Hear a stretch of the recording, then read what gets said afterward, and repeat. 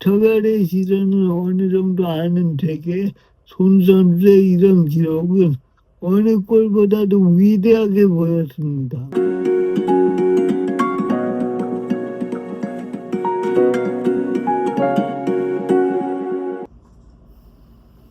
안녕하세요. 정성적인 또라이 IM지용 심지용입니다.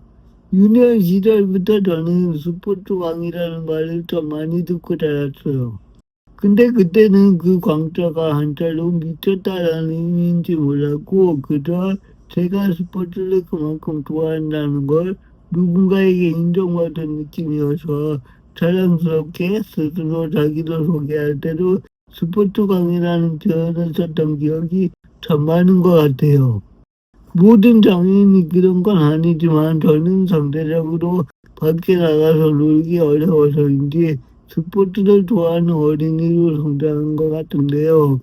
이렇게 말하면 어떤 분들은 싫어하는 걸 어쩔 수 없이 좋아하게 된 거 아니냐라고 생각하실 것 같은데 그건 아닌 것 같아요.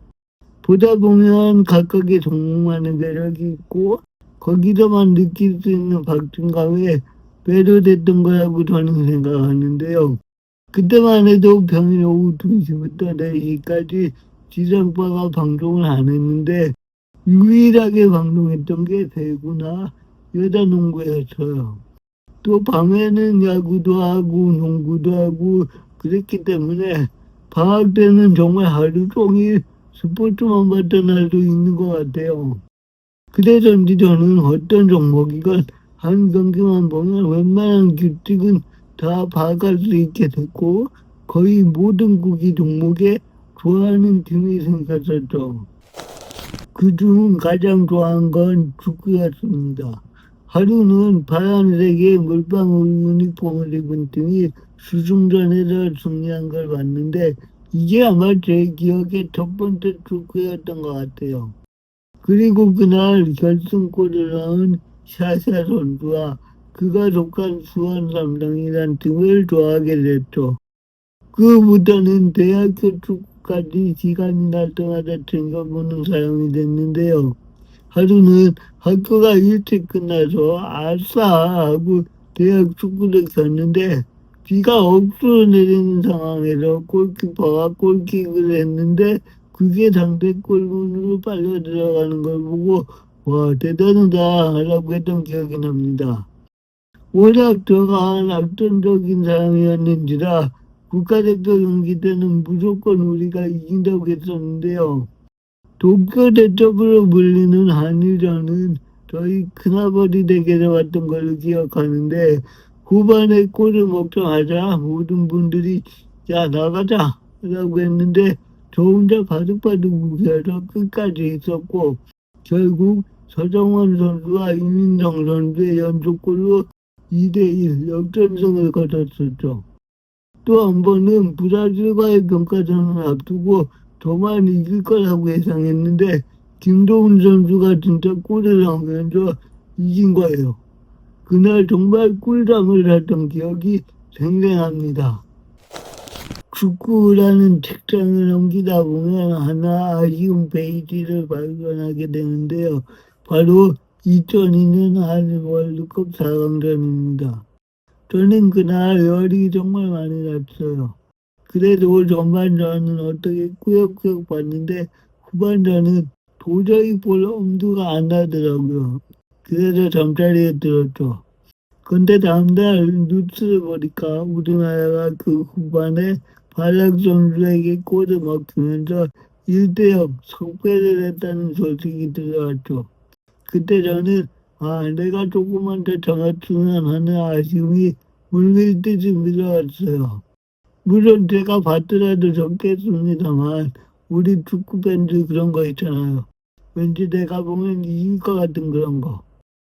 또 지금 생각해보면 그 시기에 그렇게 축구를 눈빠지게 볼 수 있었던 데는 또 다른 이유가 있었는데요. 당시에 제 꿈은 축구 감독이었어요.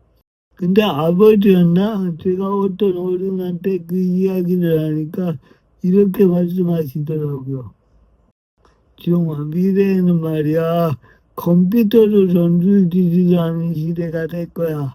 그러니까 너도 충분히 축구 감독할 수 있어. 라고 말이죠.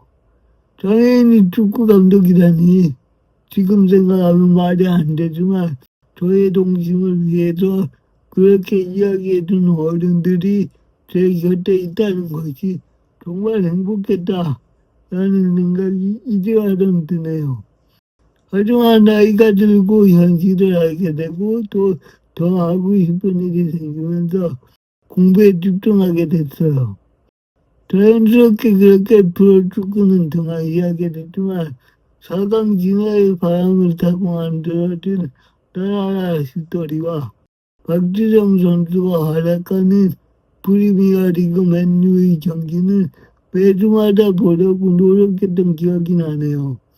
그러면서 저는 이강인 선수의 팬으로 살았는데요. 여전히 대한민국에서 가장 좋아하는 선수는 이강인 선수다. 라고 이야기한 만큼 이 선수의 광팬이 되어 있죠. 또 아무리 바빠도 요즘에도 축구 국가대표팀의 경기는 본방사수 하면서 축구에 대한 관심은 쭉 이어가고 있는 상태입니다. 대학교를 다니면서 다양한 매체에 글도 쓰고 방송도 하면서 나름 생활에 여유가 생길 즈음에 분데스리그에서 뛰던 손흥민 선수가 프리미어리그의 토트넘이라는 팀으로 이적을 한다는 소식이 들려왔습니다. 사실 당시에 저는 손흥민이라는 선수는 잘 몰랐는데요. 그렇지만 국뽕이 있지. 우리나라 선수가 축구의 동주국인 잉글랜드에서 뛴다는데 한 번쯤은 봐줘야 하는 마음에다가 한국 선수의 경기를 모조리 다 챙겨보시는 아버지가 계셔서 매주 손 선수의 경기를 시청해보곤 했는데요. 그는 마치 박지성 선수의 전성기처럼 빠르게 돌파하는 능력에다가 골 결정력까지 경기하고 있었는지 돌파만 하면 뭔가를 했을 것 같은 기대감을 갖게 했습니다. 예전에 박선수나 이용표 선수가 뛸 때보다 공격 포인트를 올릴 가능성이 더 크게 느껴져서인지 어느 순간에는 아무것도 못한 경기가 너무 아쉽게 느껴질 때도 있었죠. 그렇게 저는 어릴 적 느꼈던 축구에 대한 열정이 다시 타오르는 계기로 작용했습니다. 토트넘에서의 10년을 돌이켜보면 참 많이 잊지 못할 순간들이 있죠. 손 선수에게 포스카스랑을 안긴 벌리전 딜스미터 단독 돌파 후 골, 챔피언스리그 준우승, 그리고 프리미어리그 득점왕, 해리케인과의 프리미어리그 최다골 합작 기록, 유로파리그 우승까지 정말 셀 수 없이 많은 순간들이 두마등처럼 스쳐 지나가는데요. 그 중에서도 제가 느끼기에 가장 인상 깊은 건 손 선수가 토트넘의 주장이 된 거였습니다. 영국은 축구의 동주국으로 그 리그에서 첫 아시아인 정식 캡틴으로 임명되는 기록을 남긴 거죠. 깊은 역사를 갖고 있다는 건 그만큼 전통도 공고하다는 의미인데요. 그런 곳에서 처음이라는 타이틀로 주장이 된 건 정말 오래된 편견을 깬 거고 저별의 시선을 어느 정도 아는 제게 손 선수의 이런 기록은 어느 골보다도 위대하게 보였습니다. 이와 더불어서 챔스 준우승 멤버들과 특히 우승을 위해서 미넨으로 떠난 케인과는 다르게 팀에 남아서 주장 완장을 차고 유로파리그 우승을 이끈 손 선수를 높이 평가해주는 현지 팬들의 반응도 울컥하게 만듭니다. 뉴캐슬과의 경기를 끝으로 토트넘과 아름다운 이별을 맞은 손흥민 선수. 제게 다시 축구를 사랑하는 마음을 선물해 주셔서 정말 감사했습니다. 토트넘의 손흥민은 이제 볼 수 없지만 앞으로 그가 어느 팀에 가든 정말 열심히 보고 응원하겠습니다. 두 자리 긴 이야기 들어주셔서 정말 감사합니다.